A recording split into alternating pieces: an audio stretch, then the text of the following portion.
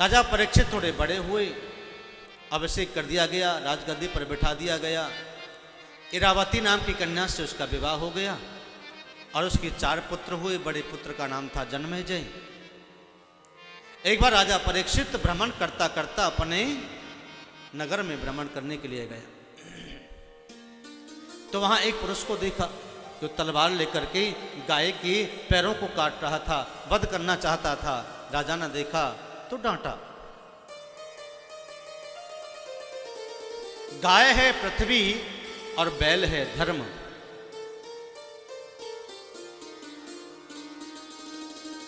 राजा परीक्षित ने उस पुरुष से पूछा, तू कौन है? बताया कि मेरा नाम कलयुग है, क्योंकि जब भगवान धराधाम छोड़ के चले जाते हैं तो कलयुग आता है। परीक्षित ने कहा, चले जाओ यहां से, तेरे जैसे लोगों का या मेरे नगर में, मेरे राज्य में कोई स्थान नहीं है। तो कलयुग चरणों में गिर पड़ा और कलयुग ने जैसे ही कहा, प्रभु कोई तो स्थान बता दीजिए। तो राजा परीक्षित ने कहा कि तेरा स्थान जो है 4 जगह पर रहेगा, तो वहां रहे। दूतम पानम स्त्रिय सोना यत्रा धर्मस्य चतुर्विध। जहां जुआ खेला जाता हो वहां कलयुग निवास करता है। जहां मदिरा का पान होता है वहां कलयुग निवास करता है। जहां स्त्रियों को सताया जाता है, स्त्रियों को मारा जाता है, पर स्त्रीगामी पुरुष के यहां भी कलयुग का निवास होता है। और जहां हिंसा होती है, दूसरों को सताया जाता है, पशुओं को मार करके खाया जाता है, उस घर में कलयुग निवास करता है, कोई रोक नहीं सकता। कलयुग ने कहा, प्रभु ये तो चारों गंदे स्थान हैं, कोई अच्छा सा और स्थान बता दीजिए। तो परीक्षित के मुंह से निकल गया कि जा, तेरा स्वर्ण में भी निवास हो। जैसे ही कहा तो राजा परीक्षित के चरणों में कलयुग गिर पड़ा और चरणों को छू लिया। और जैसे ही छुआ, क्योंकि राजा परीक्षित ने सोने का मुकुट पहना हुआ था, जैसे ही उस कलयुग ने स्पर्श किया तो सोने के मुकुट के अंदर वह पापाचार बुद्धि में जाकर के बैठ गया और बुद्धि दूषित हो गई। और उसी महात्मा परीक्षित ने एक संत का अपराध कर दिया। सम्यक ऋषि के गले में जाकर के मरा हुआ सर्प डाल दिया।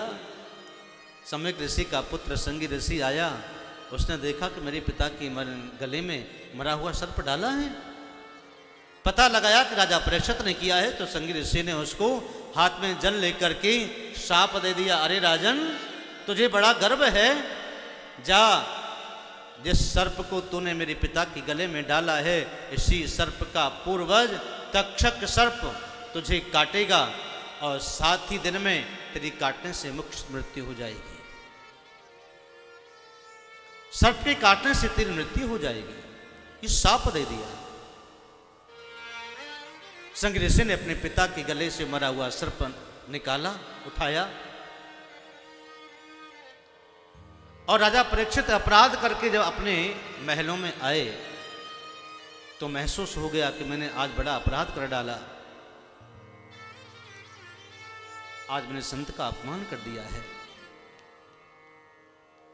मायूस हो गए।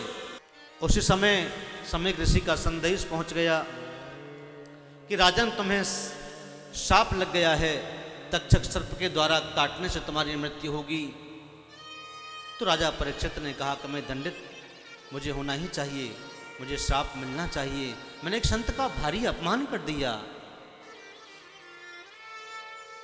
अपने पुत्र जन्मेजय को राजगद्दी पर बैठाया, अभिषेक किया और गंगा किनारे पर बट वृक्ष के नीचे जाकर के समाधि लगा करके बैठ गए।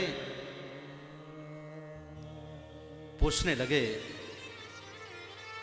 और अनेक प्रकार के संत ऋषि मुनियों को पता लग गया कि राजा परीक्षित को 7 दिन में मरने का शाप मिला है। उसका साप का विमोचन कैसे हो और 7 ही दिन में मुक्ति कैसे प्राप्त हो। अनेक अनेक प्रकार के ऋषि मुनि आए, किसी ने कुछ बताया, किसी ने कुछ बताया, किसी ने कुछ बताया, लेकिन कोई समाधान नहीं हुआ। गोविंद का ध्यान कर रहे थे। सब्सक्राइब करें रामकृष्ण शास्त्री जी के YouTube चैनल को और हमारे वीडियोस को सबसे पहले देखने के लिए बेल आइकन को दबाना न भूलें।